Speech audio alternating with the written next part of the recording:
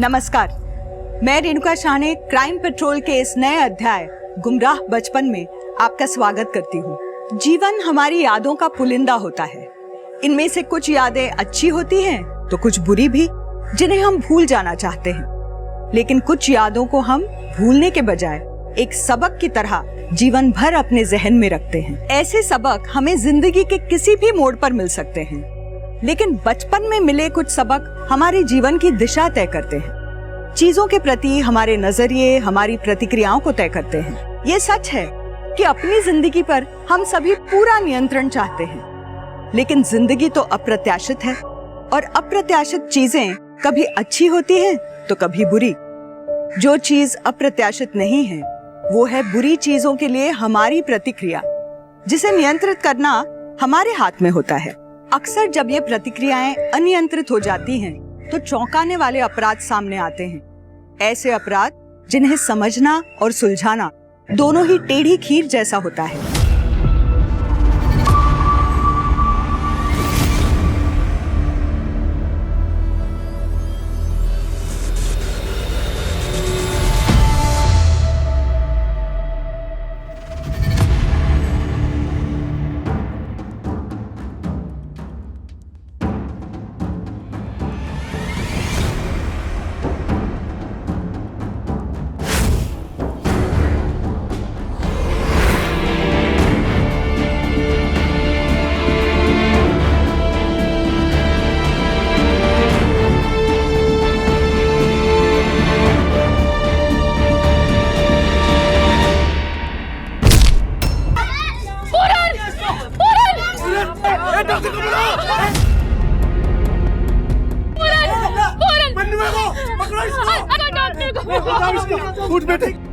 रघु, पहले इसकी बटन्स लगाओ, आज शाम को जाना है।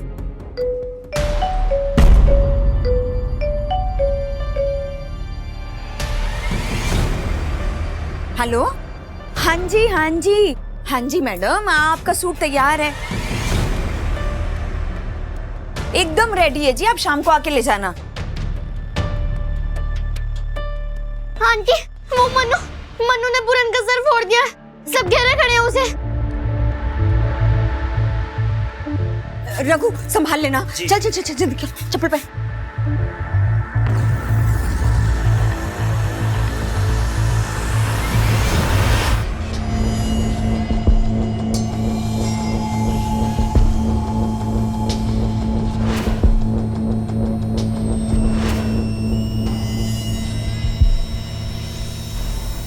अरे जी, तो गलती से पैर लग गया होगा मनु का, जानबूझ के थोड़ी ना मारेगा। गलती एक बार होती है अरुणा, बार बार नहीं। अभी कितने दिन हुए जब वीरू की बाइक तोड़ी थी इसने। कभी अंजू के बाल खराब कर दिए, कभी शिखा के घर का शीशा तोड़ दिया, और तू बोल रही है कि गलती से गमला गिरा दिया इसने मेरे बेटे के सर पर। अरे तो माफी मांग रही हूँ ना तुझसे, माफी मांग रही हूँ ना इसके लिए।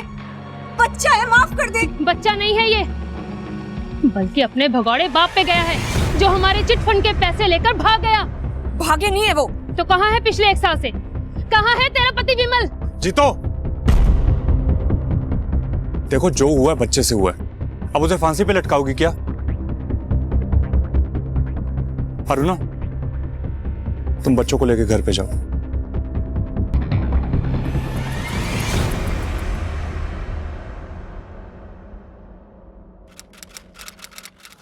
कल टाइम से आ जाना, ठीक है? ये सारा सामान कल लोड करवाना है, ठीक है? जाओ।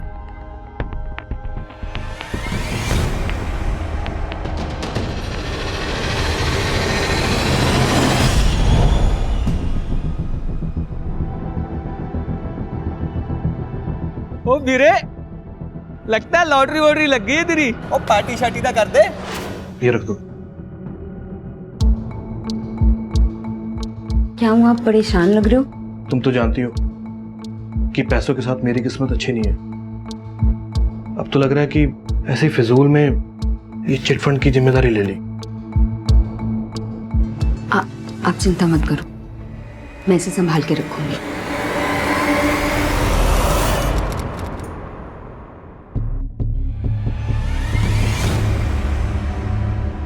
तो गलतियां करते रहेगा तू? हाँ, मोहल्ले के और किसी बच्चे से क्यों नहीं होती? कब तक लोगों को मैं तेरे लिए सॉरी बोलती रहूंगी? मैं सॉरी।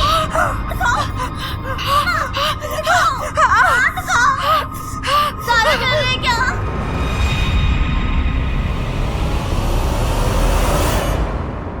देखो, तुम मनु के बारे में बाद में सोचना, पहले डॉक्टर के पास चलो। तुम्हारा हाथ देखो कितना जल चुका है।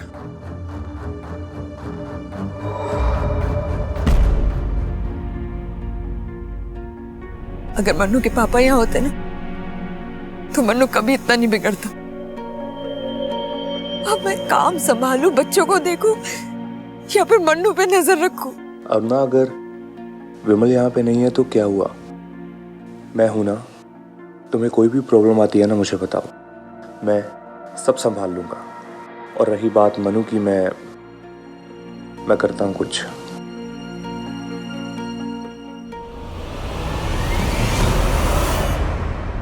अरे गुड़िया, ये तुम्हारे लिए नहीं है। देखो, मैं तुम्हारे लिए ना दूसरी बनाऊंगा, बहुत अच्छी वाली। दे दो। अरे मेरी बात मानो, देखो पापा की अच्छी बच्ची हो ना, गुड़िया हो ना पापा की। देखो सुनो, दो मुझे, दो। अरे गुड़िया है, तुम्हारे लिए नहीं है। मैं ना मैं बहुत अच्छे रंग की, इसी रंग की बना के दे दूंगा फिर तुम्हें, ठीक है? नहीं। दे दो। नहीं। दे दो। अरे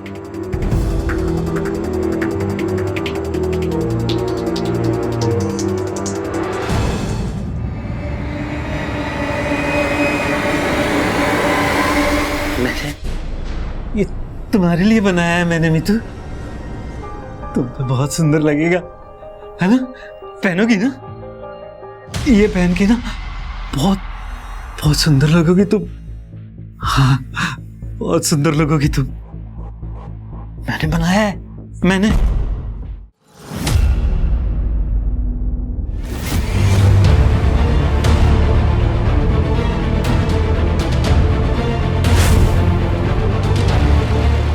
मनु,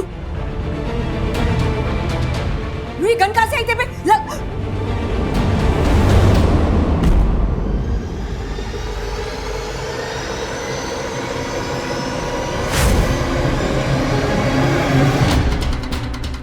मैडम, सब मेरे साथ चलिए ना। वो मेरे घर पे मेरा बेटा पागल। पता ही हुआ क्या?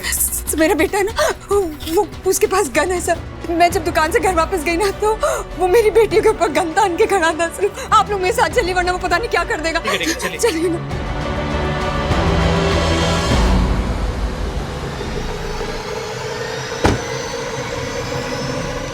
सर, जल्दी।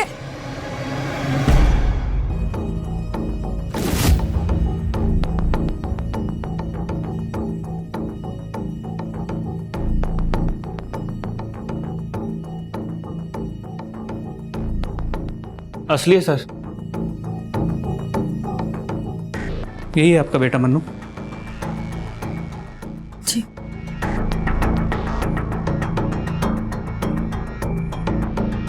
बैठो बेटा। बेटा, ये बंदूक तुम्हें कहाँ से मिली? किसने दी? किसी ने नहीं दी। ये गन तो मुझे ड्रॉअर में रखी मिली। मुझे लगा खिलौना है, इसीलिए मैंने ले ली। ये झूठ बोल रहा है, सही झूठ बोल रहा है।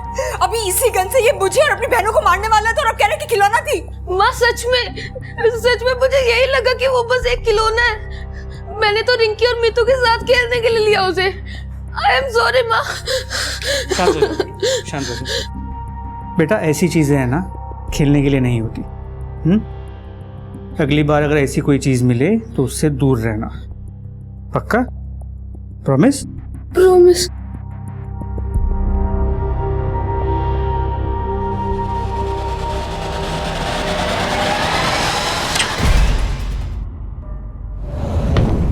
समाना कि मन्नू मेरा बेटा है, लेकिन वो बहुत खतरनाक है।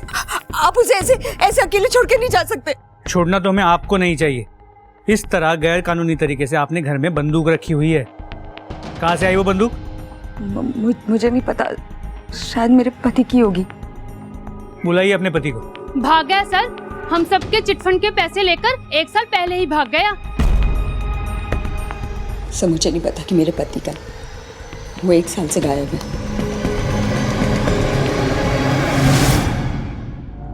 कमाल है, पति 1 साल से गायब है पत्नी ने उसे गायब होने की मिसिंग कंप्लेंट तक दर्ज नहीं कराई। बेटा गन से खेल रहा है। सर इतना ही नहीं, पड़ोसियों का कहना है कि उसका पति विमल उनके चिटफंड के पैसे लेके भाग गया है। हो सकता है इस केस में कुछ बड़ा ना हो, सिवाय एक बिगड़ैल बच्चे के, लेकिन सच्चाई तो पता करनी ही पड़ेगी। ये गन किसी बड़े केस की शुरुआत लग रही है। सर मैं अपने सोर्सेज से पता करने की कोशिश करता हूँ ये गन किसने और कब खरीदी थी। और साथ ही इस विमल के चिटफंड के बारे में भी पता करो। क्या सच में ही वो लोगों के 10 लाख रुपए लेके भागा था या फिर कहीं छुपा बैठा है? ठीक है सर।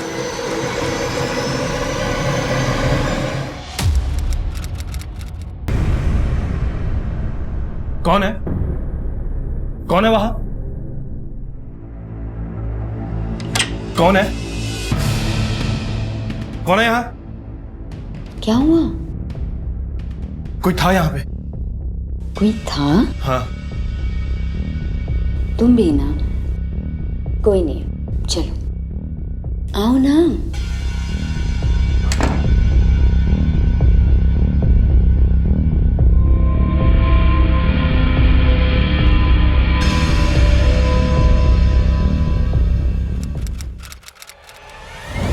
सर अरुणा के घर से जो गन मिली है वो नई तो नहीं है।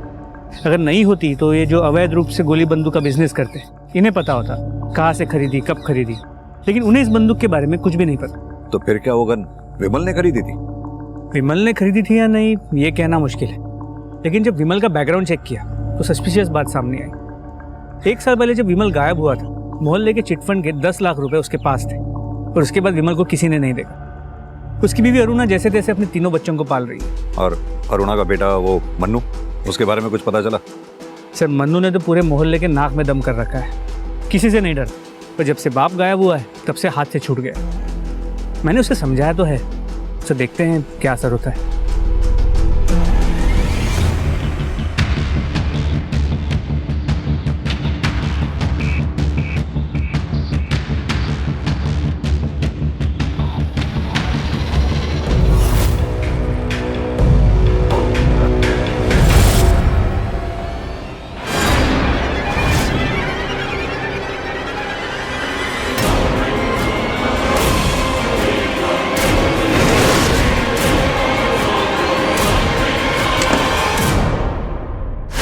अरे बच्चों का खाना बना रही थी ना, इसलिए दुकान पहुंचने में देर हो गई। लेकिन बस अब अरे तब तक एक मीतू को कुछ हो गया है, वो उठ ही नहीं रही है। मैंने कई बार उठाया। माँ चलो चलो। अच्छा तब तक एक काम करो, मैं ड्रॉर में ना नाप रखा है तो वहां पे उसको, हाँ उसी नाप से बना लो।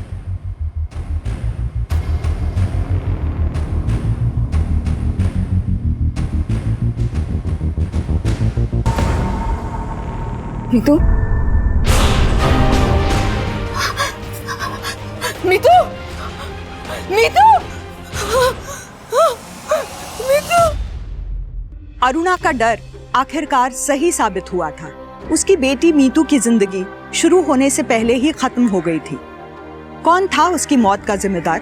रहस्य सिर्फ इतना ही नहीं था इस केस में, बल्कि अरुणा के पति विमल की गुमशुदगी और उसके बेटे मनु का अजीब लेकिन डरावना व्यवहार भी अपने में बहुत से राज समेटे हुए था। पुलिस के सामने सवाल थे, मगर उनको ईमानदारी से जवाब देने वाला कोई नहीं था। विशेष रूप से अरुणा, वो पुलिस के सामने शुरू से ही चीजों की आधी अधूरी तस्वीरें पेश कर रही थी।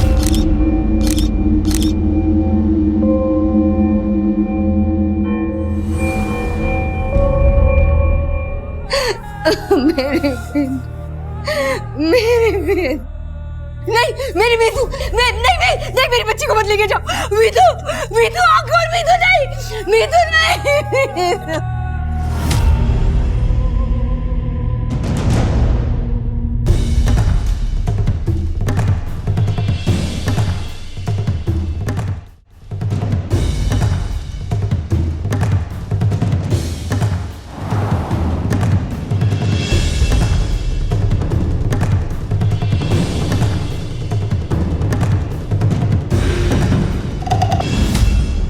मेरी बेटी मर गई और आप मेरे पति के लिए पूछ रहे कि मैंने उनकी मिसिंग कंप्लेंट क्यों नहीं करवाई?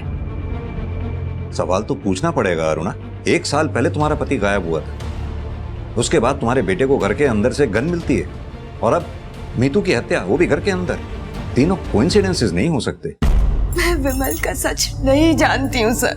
मैं बस इतना जानती थी कि अगर आप उसे पकड़ लेते तो उसे जेल में डाल देते, इसलिए मैंने कभी इन्फॉर्म ही नहीं किया पुलिस को उनके बारे में। अरुणा, 10 लाख रुपए थे विमल के पास। इतने पैसों के लिए तो कोई कुछ भी कर सकता है। दूसरी बात, तुम्हारे बेटे मनु का ये हिंसक स्वभाव बहुत बुरा लगता होगा ना उसे, जब आस पड़ोस वाले उसके पिता को चोर कहते होंगे। क्या तुम्हारे मनु का हिंसक स्वभाव विमल के गायब होने की वजह से है? मनु हमेशा से ऐसा हिंसक और सनकी था, हमेशा से। उसे मजा आता है लोगों को परेशान करने में, और उसी मजे के चक्कर में उसने मेरी बेटी मीतू की भी जान ले ली। लेकिन 10 लाख रुपए के लिए तो कोई भी दुश्मन हो सकता है तुम्हारा। उन लोगों में से भी तो कोई हत्यारा हो सकता है मीतू का। तो फिर मनु क्यों, मनु को ही क्यों दोषी ठहरा रही हो तुम? क्या मनु को कुछ करते हुए देखा है क्या तुमने? सर, मीतू के पोस्टमार्टम रिपोर्ट के मुताबिक उसकी मौत रात 12 से 2 बजे के बीच हुई। तकिए से दम घोट के उसे मारा गया है। क्राइम सीन पे मिले सर्कमस्टांशियल एविडेंस के मुताबिक घर की खिड़की खुली हुई थी, खिड़की के बाहर चप्पल के निशान थे। जाहिर सी बात है ये काम मन्नू का तो हो नहीं सकता, किसी बड़ी उम्र के आदमी का ही होगा। तो एक बात समझ में नहीं आ रही कि फिर ये अरुणा अपने बेटे मन्नू का ही नाम पे क्यों अटकी हुई है कि उसी ने अपनी बहन मीतू को मारा है। एक काम करो, अरुणा के दुश्मनों की एक लिस्ट बनाओ, उनके कॉल डिटेल रिकॉर्ड से उनकी एलिबाई चेक करो। रात 12 से 2 बजे के बीच में वो लोग कहाँ थे पता करो, और अपने खबरी नेटवर्क को भी एक्टिव करो। उनसे कहो कि अरुणा के पति विमल के बारे में जो कुछ भी पता लगे पता लगाएं।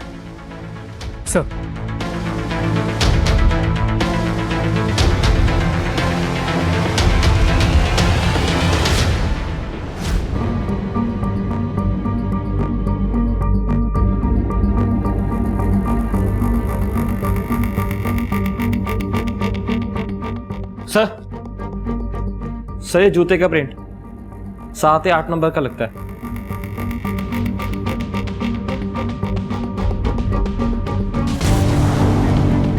मेरे पास बहुत काम है साहब, मैं आपकी कोई मदद नहीं कर सकता।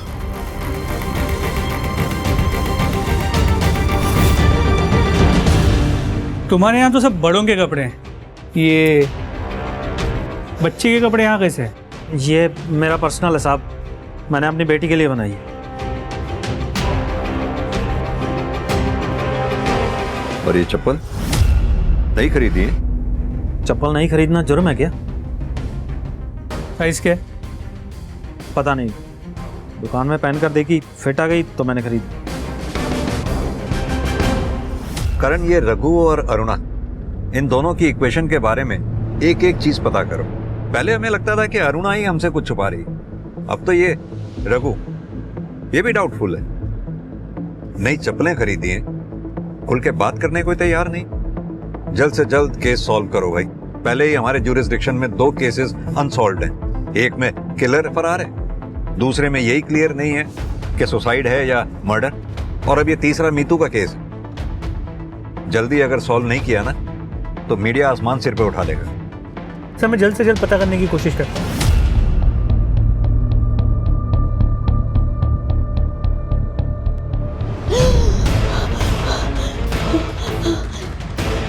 मनु, मनु, ये क्या? ये हटाओ, हटाओ इसे मनु। माँ, मैं तो बस आपकी हेल्प करने आ रहा था, सब्जी काटने में।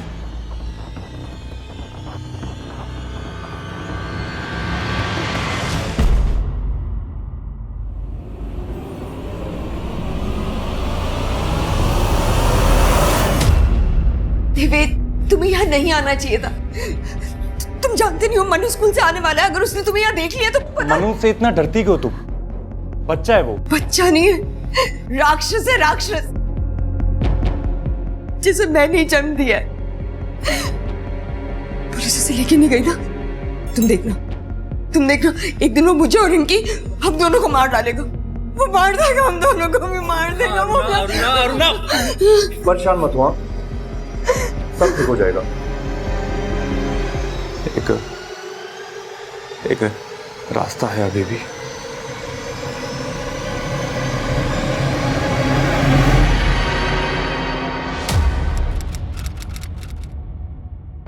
करण, इन बच्चों के केसेस में भी अभी तक कुछ हाथ नहीं लग पाया हमारे। और ये मीतू का मर्डर केस, ये तो जैसे वहीं आकर रुक गया।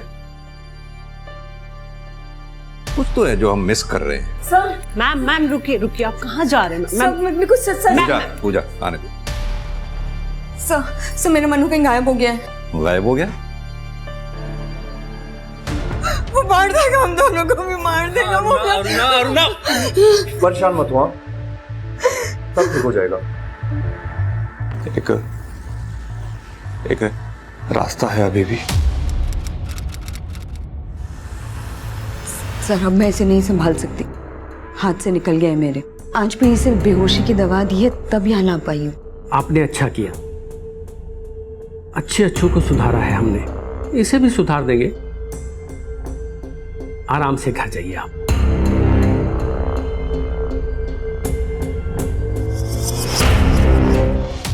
आज 2 हफ्ते बाद सर जब मैं मनु से मिलने रिमांड होम गई तो वो लोग बोले कि मनु वहां है ही नहीं। सर वो लोग झूठ बोल रहे हैं। मतलब? सर मुझे कुछ समझ नहीं आ रहा है। मैं खुद मनु को वहां छोड़कर आई थी सर, और अब वो लोग कह रहे हैं कि मनु कभी वहां आया ही नहीं। आप लोग प्लीज मेरे साथ चलिए ना। आप लोग चलेंगे ना तभी वो लोग असलियत बताएंगे कि उन्होंने मेरे मनु के साथ किया क्या है। प्लीज प्लीज चलिए मेरे साथ प्लीज। हम तो खुद आपको नहीं समझ पा रहे हैं। कभी आप अपने बेटे मनु को मीतू का कातिल बताती हैं और कभी इतना कंसर्न शो करती हैं कि जैसे उसके बगैर आप रह नहीं सकती हैं। चल क्या रहा है ये? सर जैसा भी है, पर है तो मेरा बेटा ही ना। ठीक है पूजा, इनके बच्चे की मिसिंग कंप्लेंट लिख लो, उसके बाद हम रिमांड होम चलते हैं आपके साथ। चलिए। करण, 1 महीने में हमारे थाने के अंदर 7 बच्चों के मर्डर केस और अब ये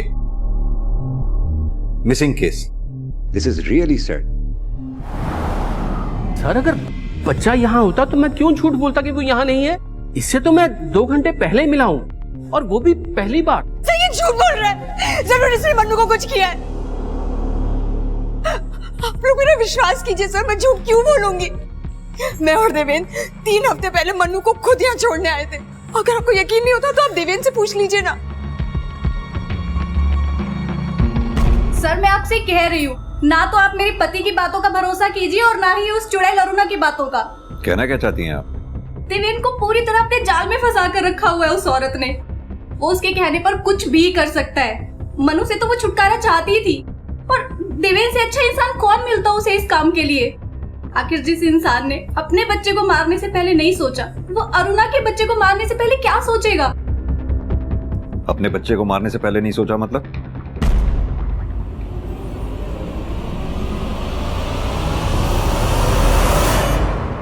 देखिए सर, हमारे पास इतने पैसे नहीं थे कि हम बच्चे की जिम्मेदारी उठा पाते, इसलिए हमने बच्चे को गिरवा दिया।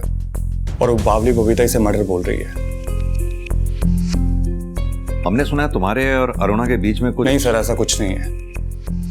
विमल मेरा एक अच्छा दोस्त था, इसलिए उसकी बीवी की मदद कर दिया करता हूँ। और अगर एक बार के लिए मान लिया जाए कि हम दोनों के बीच में कुछ है, तो मैं उसके बच्चे को क्यों नुकसान पहुंचाऊंगा? क्योंकि तुम्हारे कोई बच्चा नहीं है। तुम आसानी से अपनी बीवी बबीता को छोड़कर अरुणा के पास जा सकते हो, लेकिन अरुणा ऐसा नहीं कर सकती थी क्योंकि उसके 3 बच्चे थे। इसलिए रिमांड हॉस्टल में मनु को ढूंढने के बजाय मुझ पे टाइम वेस्ट कर रहे हैं। हो सकता है कि उसकी जान खतरे में हो। आप एक काम कीजिए कि पहले जाके उसे ढूंढिए, मैं तो यहीं पे हूं, मुझसे जब चाहे पूछताछ कर सकते हैं आप।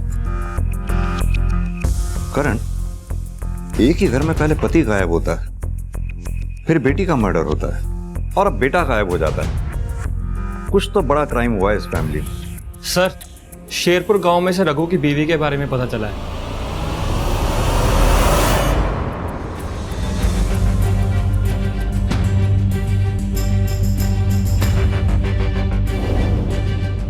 तीन साल पहले हमारी बेटी लाडो की मौत हो गई थी सर। उसके बाद से रघु जैसे बदहवास सा रहने लगा था, इसीलिए उसने 2 साल पहले मुझे और इस घर को छोड़ दिया। तो आपने कभी उसे ढूंढने की कोशिश नहीं की? ढूंढ कर क्या करती सर? मरने के बाद भी लाडो उसे दिखाई पड़ती थी। वो अक्सर उसके साथ बातें करता था, और जब मैंने उसको समझाने की कोशिश की तो उसने मेरे साथ भी मार पिटाई शुरू कर दी थी। मैं क्या करती सर? रघु बहुत ही खतरनाक आदमी है, वो कुछ भी कर सकता है। इसलिए ना तो मैंने तब उसको ढूंढने की कोशिश की और ना मैं अब उसके बारे में कुछ जानना चाहती हूँ। मेरा अब उससे कोई लेना देना नहीं है सर।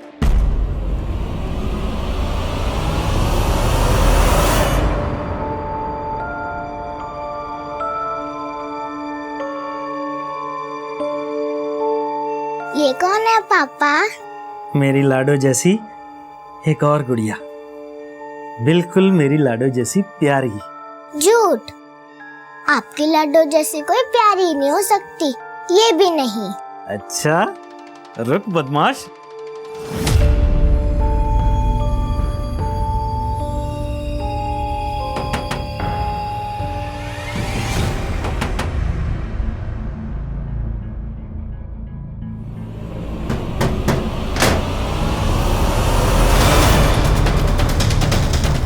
पूरा घर चेक करो।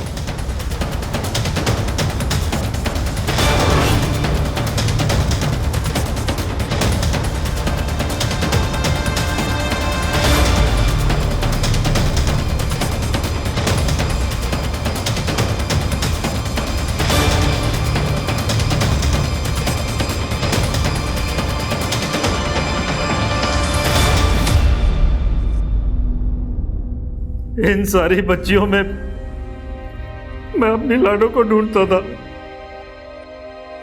फिर मैं कैसे किसी बच्ची का खून कर सकता हूं सर? और वो पुराने चप्पल जो तूने अपने घर में छुपा रखे थे, कैसे मैच हुए उन फुटप्रिंट से जो हमें अरुणा के घर की खिड़की के बाहर मिले? हाँ सर, मैं गया था अरुणा के घर।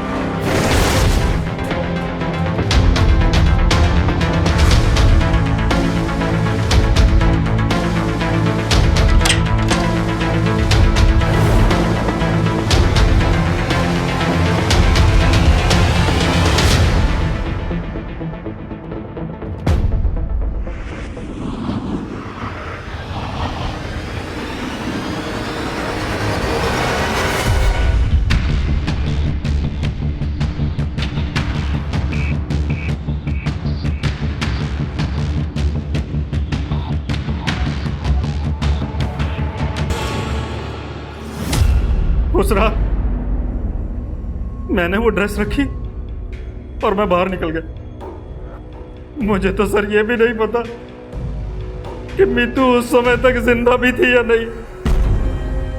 हाँ, मीतू का भाई मनु वो उस समय जाग रहा था सर, उसी ने मारा होगा उसे। उसकी माँ भी यही कह रही थी। कौन क्या कह रहा है क्या नहीं वो हम पता लगा लेंगे, लेकिन तू जो कह रहा है एक पैसे का भरोसा नहीं है हमें तेरी बात पे। सर मैं सच कह रहा हूं, मेरा यकीन कीजिए, मैंने मीतू को नहीं मारा सर। मैं तो उसे अपनी बच्ची की तरह प्यार करता था सर। मैंने उसे नहीं मारा सर, मैंने नहीं मारा। करण, ये पोस्टमार्टम करने वाले डॉक्टर से एक बार दोबारा मिलो, पता करो मीतू के मर्डर से पहले क्या उसके साथ कोई फिजिकल असॉल्ट हुआ था? सर, हमारे पास मीतू और मनु के केस में सस्पेक्ट्स के तौर पर रघु, देवेन की वाइफ बबीता, पड़ोसन जीतो और अरुणा भी सस्पेक्ट है। सर अगर हम ये मान भी लें कि इनमें से ही किसी ने मीतू का मर्डर किया है और मन्नू को गायब किया है, फिर भी विमल का क्या? वो कोई बच्चा तो था नहीं कि हवा में गायब हो जाए। सर क्या ये हो सकता है कि हम विमल को गायब मान रहे हैं, लेकिन वही इस पूरा क्रियाकलाप के पीछे? एक पॉसिबिलिटी हो सकती है ये भी, लेकिन क्या ये विमल इतना शातिर होगा? मुझे डाउट। लेकिन हां, एक बात तो कंफर्म है, इन सब क्रियाकलापों से इस विमल का कोई ना कोई कनेक्शन तो जरूर है। अब पता ये लगाना है इस विमल के साथ साल भर पहले हुआ क्या था। ये केस मनु के अजीब व्यवहार की वजह से शुरू हुआ था, मगर पुलिस के लिए टिप ऑफ द आइसबर्ग की तरह साबित हुआ, जो सतह पर कुछ और था और गहराई में कुछ और। इस केस में इतने ट्विस्ट और टर्न सामने आए थे कि ये केस किसी काल्पनिक कहानी की तरह हो गया था। और अब तो मनु भी गायब था, जिसकी वजह से इस केस का पिटारा खुला था। पुलिस के सामने सच तक पहुंचने के रास्ते बहुत कम थे। और जो रास्ते थे भी उन पर केस से जुड़े लोगों ने अपने झूठ के स्पीड ब्रेकर बना रखे थे जो पुलिस को मनु तक पहुंचने से भी रोक रहे थे। कहीं ऐसा तो नहीं था कि पुलिस ने देर कर दी थी? कोई तो अंदाजा होगा तुम्हें अरुणा। तुम्हारा पति विमल अगर सच में गायब है तो कहां होगा, किसके साथ हो सकता है? देखो, हमें डाउट है इस सबके पीछे तुम्हारे पति विमल का ही हाथ है। मैं विमल के बारे में सचमुच कुछ नहीं जानती हूँ सर। मैं सिर्फ इतना जानती हूँ कि मेरी बेटी रिंकी और मेरी जान खतरे में। आप उसे ढूंढिए सर, आप उसे ढूंढिए। लेकिन तुम्हें मनु पे ही डाउट क्यों है? क्या छुपा रही हो तुम? मैं कुछ नहीं छुपा रही हूँ सर, कुछ नहीं छुपा रही। मीतू के जाने के बाद मुझे यकीन हो गया है कि मन्नू कितना खतरनाक है, इसीलिए मैंने उसे रिमांड होम भेजा था। लेकिन अब वो वहां से भी भाग निकला है। सिर्फ मेरे पास ना अब सिर्फ रिंकी बची है। प्लीज मनु को ढूंढिए सब, प्लीज ढूंढिए, उससे ढूंढिए ना उसे। बेटा रिंकी, क्या कभी तुम्हें तुम्हारे भाई मनु ने नुकसान पहुंचाने की कोशिश की है? कभी मारा या पीटा हो? बोलो बेटा। आप इससे क्या पूछ रहे हैं? ये तो बच्ची है ना। लेकिन मैं आपको बता रही हूँ, आप प्लीज मेरा विश्वास कीजिए, प्लीज।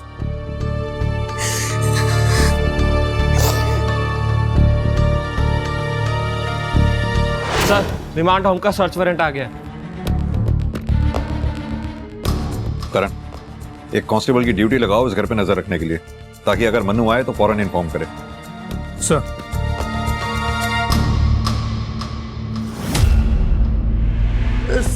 सर अब उस औरत के कहने पे सर क्या कर रहे हैं ये सब आप?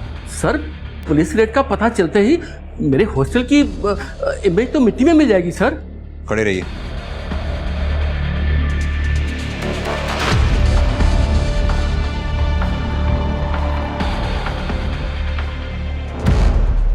सर, ये देखिए।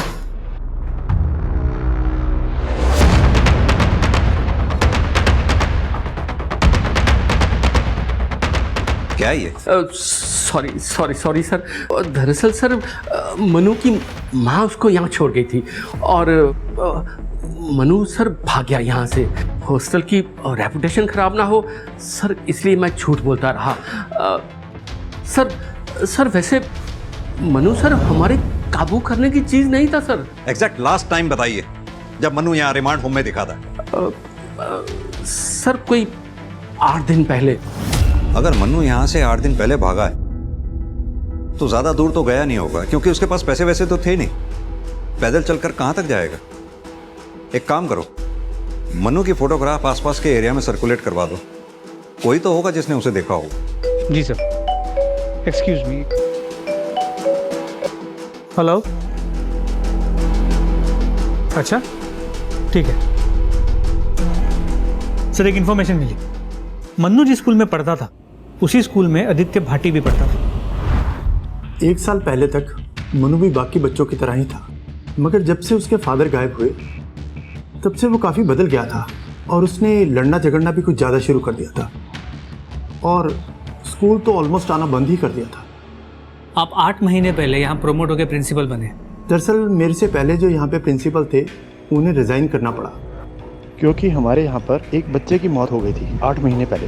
आदित्य भाटी जी। हमारा सबसे लंबा अनसॉल्व केस। सर हमारा शक सही था, मन्नू आदित्य भाटी को जानता था।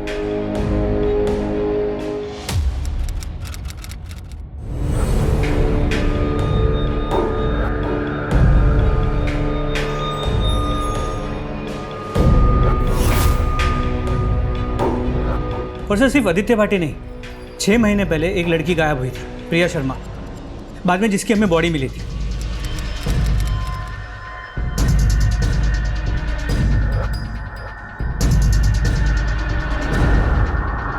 सर मन्नू प्रिया शर्मा के मर्डर स्पॉट पे मौजूद था।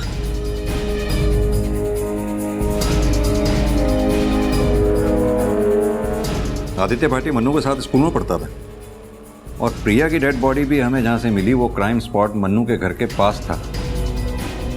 तो क्या ये दोनों मर्डर मन्नू ने किए होंगे? सर सिर्फ ये 2 केसेस नहीं, मैंने आसपास के पुलिस स्टेशन से जो सिमिलर बच्चों के मर्डर केसेस उनकी फाइल्स मंगाई थी। सर और 2 केसेस में मन्नू मर्डर स्पॉट पे मौजूद था। सर ये देखिए।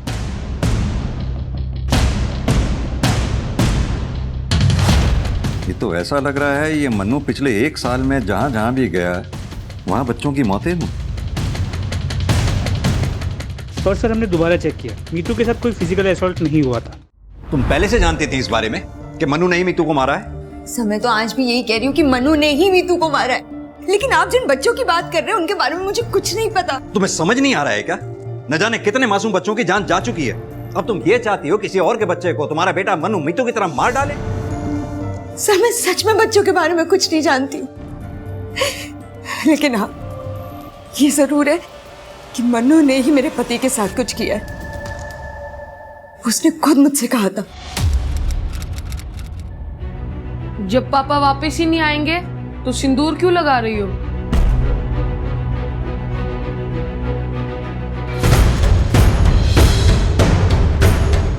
तेरे पापा जरूर आएंगे। मैं कह रहा हूं ना, नहीं आएंगे।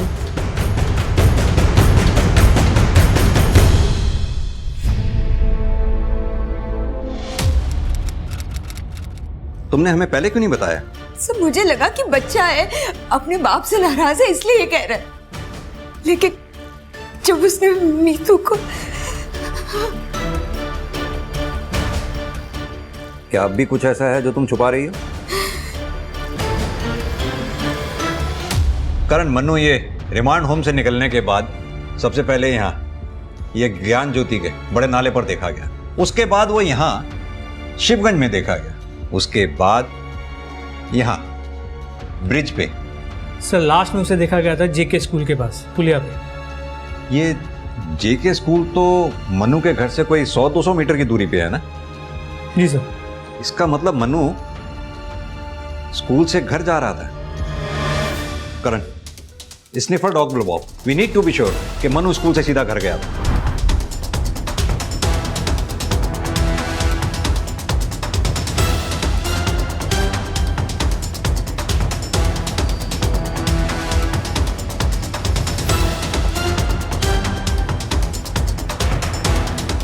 सर लगता है इधर कुछ है, इधर खोदना पड़ेगा।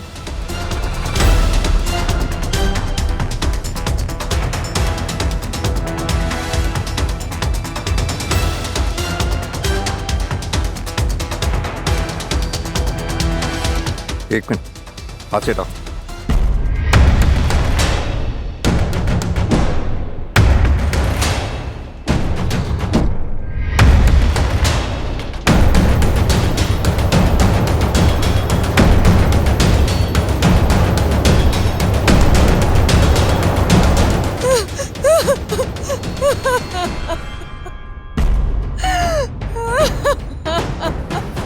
सर लगता है इधर कुछ है, इधर भी खोदना पड़ेगा। खोदो।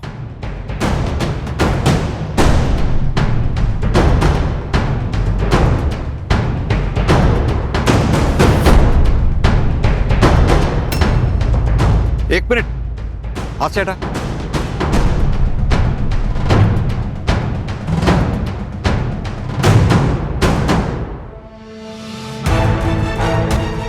मन्नू,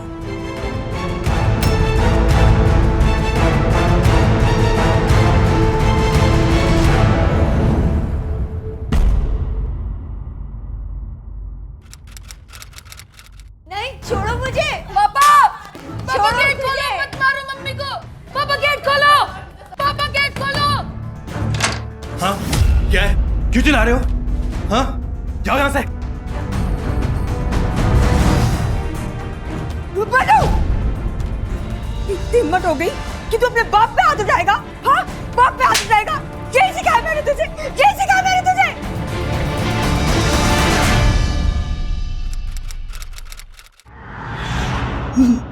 मनु मुझे बचाना चाहता था, उसे ये नहीं पता कि विमल मुझे मार के अपना गुस्सा निकाल रहा है। अगर वो मुझे नहीं मारता तो वो खुद और उसकी बहनें उसके गुस्से का शिकार बन अपने बच्चों को बचाने के लिए। मैं विमल की मार सहती रही कि जैसे जैसे मनु बड़ा होता गया उसे बर्दाश्त नहीं होता था कि विमल दिन में मुझे पीटता है और रात को मेरे साथ।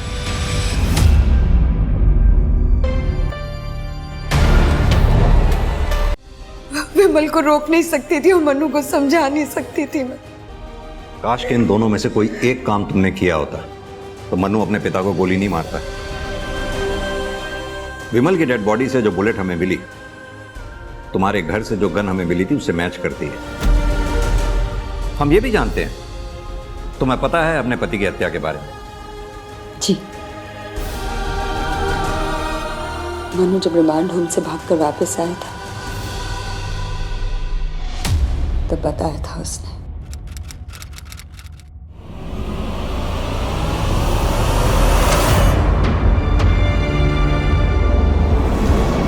मनु, तू ये क्या कर रहा है? तुम्हें क्या लगा रिमांड हॉस्टल भेजकर तुम मुझे सजा दोगी? मैं वहां से भाग नहीं पाऊंगा। अब मैं वापस आ गया हूँ। अब मैं तुम्हें बताऊंगा कि सजा क्या होती है, जैसे पापा को बताई थी। क्या क्या तूने पापा के साथ? मारकर दफना दिया था। वहां पर मीतू को भी मैं नहीं मारा था। और अब तुम्हारी और रिंकी की बारी है। रिंकी अंदर है ना? नहीं मनु नहीं, मैं तुझे अंदर नहीं जाने दूंगी। हट पीछे। मनु! मैं सिर्फ मनु को रिंकी के पास जाने से रोकना चाहती थी सर, लेकिन वो मर गया। पुलिस को इन्फॉर्म करती तो मुझे जेल हो जाती। फिर मैं रिंकी को कौन देखता? इसीलिए मैंने देवेन को बुलाया और उसकी मदद से मैंने मनु को उसके पापा के साथ ही दफना दिया। लेकिन सर, देवेन की इसमें कोई गलती नहीं है। अरुणा, तुम्हें ध्यान है तुमने एक बार कहा था कि मनु ने तुमसे कहा था कि विमल लौटकर नहीं आने वाला है। काश कि तुमने उस वक्त अपने पति की गुमशुदगी की रिपोर्ट यहाँ लिखवाई होती, या फिर मन्नू के ऊपर जो तुम्हारा डाउट था उसके बारे में तुमने हमें बताया होता, तो भी हम उन बच्चों की जान बचा पाते जिन्हें बाद में मन्नू ने अपना शिकार बनाया। मन्नू ने जो किया सो किया, लेकिन तुमने जो किया उसे हरगिज सही नहीं ठहराया जा सकता, बिल्कुल भी नहीं। सजा तो तुम्हें भुगतनी पड़ेगी और तुमसे ज्यादा सजा भुगतेगी तुम्हारी अपनी बेटी रिंकी, जो अब आश्रम में बिना माँ बाप के जिंदगी भर रहेगी।